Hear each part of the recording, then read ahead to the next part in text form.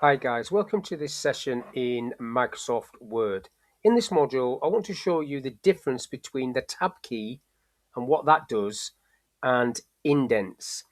So on your keyboard, you have a Tab key, which is usually just above the caps lock key on the left-hand side of the keyboard. When you press that Tab key, your cursor will jump across the screen approximately in the UK 1.27 centimeters or half an inch if you're in the US. So every time I press that, you can see my cursor jumping across the screen like so. So I've pressed it a few times. Now you can't actually see the tab marker on the screen initially unless you click on show hide, and then you can see wherever the tab marker is. Now quite a few people, to get text over to the right hand side of the screen, would do exactly that. Press the tab key and then start typing. So if I type my name there, Mr. S. Saxton, what will happen is it hasn't got enough space because I've pressed too many tabs and it's jumped back over to this side. So what I would have to do is, in this case, just backspace one, and then I've got enough space for it to fit on. And then if I get to the end of that and press enter, I have to press those tabs all the way again to get back over to the next line, which might not line up exactly. And if I just try that, you can see it is okay, but it's not the best way to do an address block on the right like this, because I've got to keep pressing enter and keep pressing tab like that. Now some of you will be thinking, well, you can set a tab. So I could have clicked, say I want it on the 12 centimeter mark. If I could have clicked just under that, puts a left tab there, and now I can press the tab key once, and that hasn't lined it up to this, but it's lined up in enough for what I want to show you. So now I can just do that, type away. If I get to the end of the line, it's going to do the same thing. So if I come back again and get rid of that, when I press enter, all I have to do is press tab again and it will realign it on there. Press enter, press tab. So each time it is lining up to that left tab marker there. So that is a quicker way than pressing the tab key all the way across like the first two lines. And that will work fine, but I'm going to delete that off.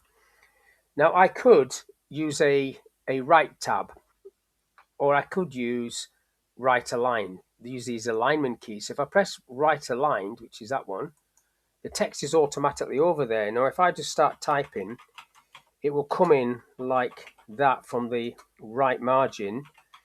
But when you're doing your address block, it's not meant to look like that, although I do see quite a lot of companies with it like that. That is not how it should be. That's just because people don't really know how to use indents, because what I should use instead of the tab or the right align is I should use the indent. So increase indent to get it over to where I want it. Now you can either drag the indent marker by selecting the rectangle on the little hourglass symbol in the left margin, or you can click the button at the top there that will increase indent, which is this one. If I click that, you can see it's jumping across, similar to the tab, but it's not giving you that marker. It's just jumping across 1.27 centimeters. I'll just go to there, then I'll show you the other way where you can just pick it up. And let's say I'll put it at 11. Now the benefit of an indent, I don't need this show hide on anymore, so I'll take that off, is if I start typing there. So if I type again my name, Mr. S. Saxton, when I press enter, it just stays on that indent and allows me to carry on typing like so. I don't have to press enter and then tab.